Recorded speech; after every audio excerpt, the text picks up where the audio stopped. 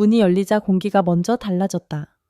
대기실 앞 복도는 원래도 분주하지만 그날은 유독 조용했다. 스태프들의 발걸음이 소리를 낮추고 무정이 너머의 말들도 절반쯤 삼켜진 채 오갔다. 지금 이쪽 통로 잠깐 비워주세요. 짧고 단호한 안내가 반복됐다. 마치 누군가의 등장 자체가 스케줄이 아니라 사건이 된 듯 했다. 그리고 그 사건의 시작은 MC 김성주의 반사적인 비명 한 번이었다. 뭐야? 대기실 문이 열리자마자 터져나온 소리는 놀람이라기보다 본능에 가까웠다. 김성주는 늘 침착한 진행으로 유명하다. 현장 변수에 강하고 돌발 상황에도 표정이 잘 흔들리지 않는 사람. 그런 그가 문턱을 넘기도 전에 뒤로 한 발 물러서며 비명을 질렀다는 건 그 안에 있는 장면이 예상 범위를 완전히 벗어났다는 뜻이다. 대기실 한가운데엔 손태진이 있었다. 그런데 우리가 흔히 떠올리는 대기실의 손태진과는 달랐다. 무대 전의 편안한 차림도 리허설용 캐주얼도 아니었다. 조명이 따로 들어오지 않았는데도 그의 주변만 선명했다. 그리고 무엇보다 그의 눈빛이 달랐다. 준비된 사람의 눈빛이 아니라 이미 무대 위에 올라선 사람의 눈빛. 숨을 고르고 감정을 올리고 마지막 고리를 잠그는 그 순간의 눈빛이었다. 김성주는 그걸 보자마자 직감했을 것이다. 아, 이건 지금 들어가면 안 되는 장면이구나. 그런데도 그는 웃으며 한마디를 던졌다. 태진아, 지금 여기서 공연하냐? 손태진은 대답 대신 아주 짧게 고개만 끄덕였고 그 고개짓은 괜찮습니다가 아니라 지금부터 시작입니다에 가까웠다. 삼엄한 경비라는 말이 과장이 아니었던 이유. 현장은 이상할 정도로 엄격했다. 평소라면 오가며 인사하고 사진 한 장쯤 찍고 오늘 무대 기대할게요. 같은 덕담이 흔히 오간다. 하지만 그날은 달랐다. 대기실 앞에는 스태프가 두 줄로 서 있었다. 동선은 분리되었고 출입은 리스트로 통제됐다. 심지어 대기실 가까이에서는 휴대폰을 꺼내달라는 요청까지 나왔다. 보안이라는 단어가 TV 촬영장에서 이렇게 실감날 수 있나 싶을 정도였다. 이런 통제는 보통 두 가지 경우에 생긴다. 첫째, 아직 공개되면 안 되는 깜짝 연출이 있을 때. 둘째, 무대의 핵심 장치가 유출되면 전체가 무너지는 경우다. 그날은 둘 다였다. 현장 관계자는 조심스러운 목소리로 말했다. 이번 무대는 말 그대로 솔로가 아니라 작품이에요. 구성 자체가 스포일러가 되거든요. 그 말은 단순한 홍보 멘트가 아니었다. 실제로 리허설 때도 무대의 중요한 구간은 가림막을 친 채 진행됐다. 조명도 온전히 켜지지 않았고 특정 타이밍은 관계자만 남긴 채 반복되었다. 그만큼 손태진의 솔로 무대는 보여주기 이전에 숨기기가 필요했다. 손태진은 노래를 잘하는 사람이다. 그 사실은 이미 충분히 알려져 있다. 하지만 그날 그가 준비한 건 단순히 좋은 노래 한 곡이 아니었다. 스태프들이 입을 모아 말한 건 서사라는 단어였다. 곡의 시작부터 끝까지 감정이 어떻게 이동하는지, 호흡이 어디서 바뀌는지, 관객의 시선이 어디에 머물러야 하는지 모든 것이 설계되어 있었다. 무대는 크게 세 개의 장으로 나뉘었다. 물론 구체적인 연출은 공개할 수 없다는 전제에서 분위기만 전하자면 이렇다. 첫 장은 숨죽인 고백처럼 시작됐다. 조용히 그러나 단단하게. 손태진의 목소리는 무대를 덮는 방식이 아니라 비우는 방식으로 공간을 만들었다. 소리를 크게 내지 않아도 그 자리를 장악하는 목소리. 그 특유의 장점이 처음부터 정면으로 배치됐다. 두 번째 장에서 분위기는 급격히 뒤집혔다. 여기는 기술이 드러나는 구간이었다. 그러나 그 기술이 과시로 보이지 않는 게 핵심이었다. 고음은 멀리 던지는 창이 아니라 가까이 끌어당기는 손짓처럼 들렸다. 흔히 폭발한다고 표현하는 순간에서도 그의 소리는 결코 거칠어지지 않았다. 오히려 선이 더 또렷해졌다.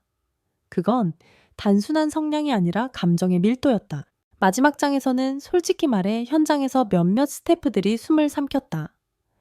드디어 여기까지 왔구나 라는 표정들.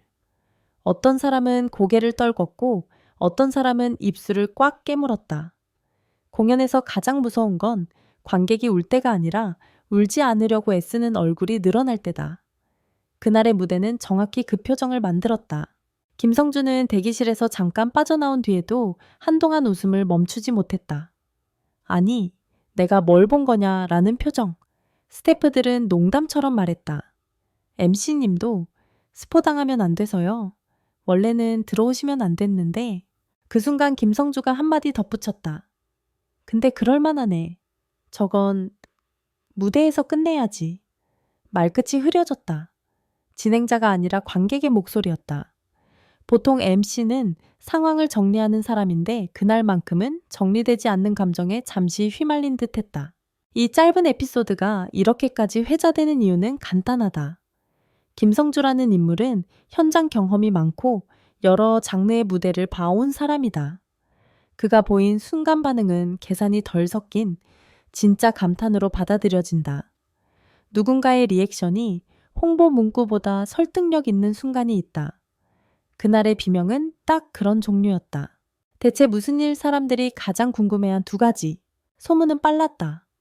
촬영장 바깥으로 구체적인 내용이 흘러나오지 않았는데도 사람들은 직감적으로 느꼈다. 이번엔 뭔가 다르다. 그리고 궁금증은 두 갈래로 나뉘었다. 첫째, 왜 이렇게까지 보안을 걸었나? 둘째, 손태진이 도대체 어떤 무대를 준비했길래 김성주가 비명을 질렀나? 첫 번째 질문의 답은 무대가 한 번 보면 기억에 남는 장면을 포함하기 때문이다. 요즘 무대는 노래만으로 승부하기 어렵다. 영상과 조명 동선과 카메라, 그리고 스토리텔링이 합쳐져야 한다. 그런데 이런 장치는 공개되는 순간 힘을 잃는다. 이미 본 사람의 눈은 놀라움을 잃고 다음 장면을 예측하기 시작한다. 제작진이 가장 싫어하는 건 그 예측이다. 그래서 경비가 삼엄했다.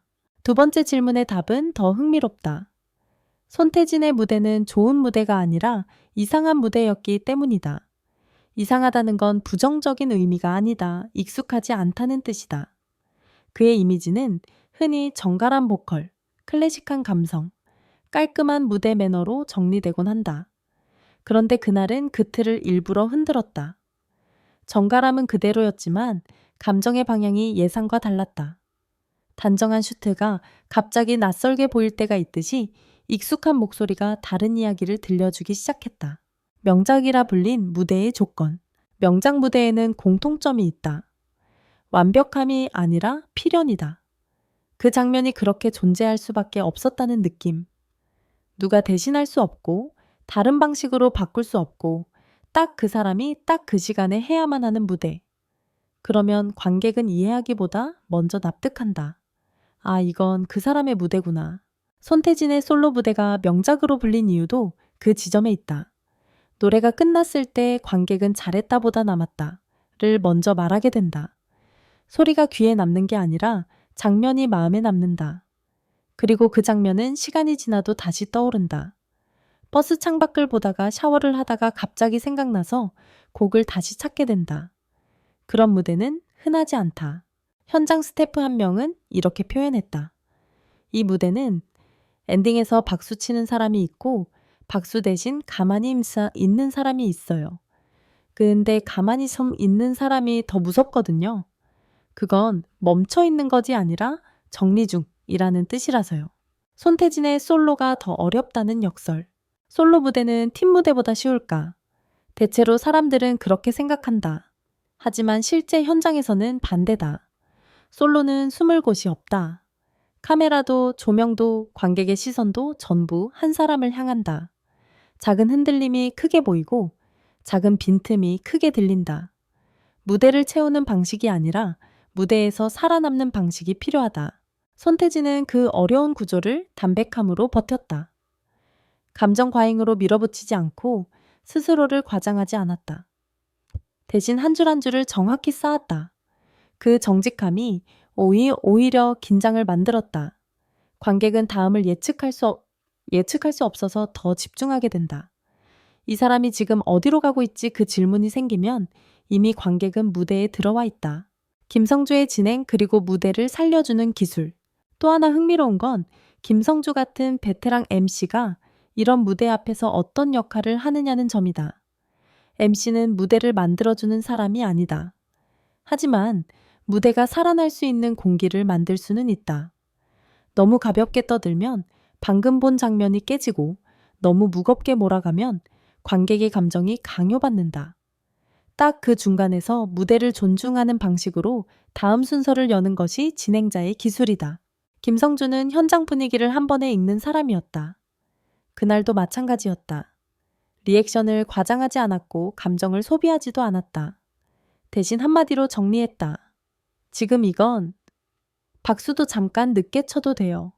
이 말은 관객에게 허락을 준다. 빨리 반응하지 않아도 된다는 허락. 감정을 천천히 받아도 된다는 허락. 명작 무대는 그 허락을 받았을 때 더 오래 남는다. 왜 사람들은 이런 이야기에 끌릴까? 대기실 문을 열자마자 비명을 질렀다 같은 문장은 강렬하다.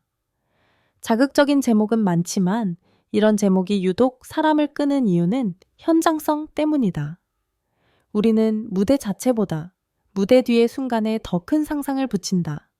누가 어떤 표정을 지었는지, 어떤 말이 오갔는지, 어떤 긴장감이 흘렀는지.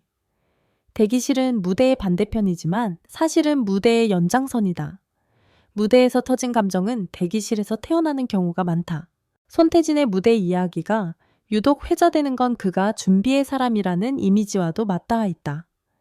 뜨거운 감정을 무대 위에서 한 번에 터뜨리는 스타일이 아니라 오랫동안 다듬고 정리하고 묵혀서 최적의 순간에 꺼내는 타입. 그런 사람이 명작이라는 말을 듣는 순간 사람들은 묻게 된다. 이번엔 무엇을 준비했길래 그날 대기실에서 벌어진 일은 사실 단순하다. 한 사람이 무대에 올라가기 직전 이미 무대 위에 사람이 되어 있었고 그걸 본 또 한 사람이 본능적으로 놀랐다는 것, 그것뿐이다. 하지만 그 단순함이 더 특별해지는 건 그 준비가 진짜였기 때문이다. 삼엄한 경비도 숨죽인 복도도 가림막 친 리허설도 모두 결국 하나를 지키기 위한 장치였다. 관객이 무대를 처음 만나는 순간을 지키기 위해서. 그리고 그 순간이 지켜졌을 때 무대는 작품이 된다. 누군가는 그걸 명작이라 부르고 누군가는 말없이 오래 기억한다. 김성주의 비명은 그 서막이었고 손태진의 솔로 무대는 그 결말이었다.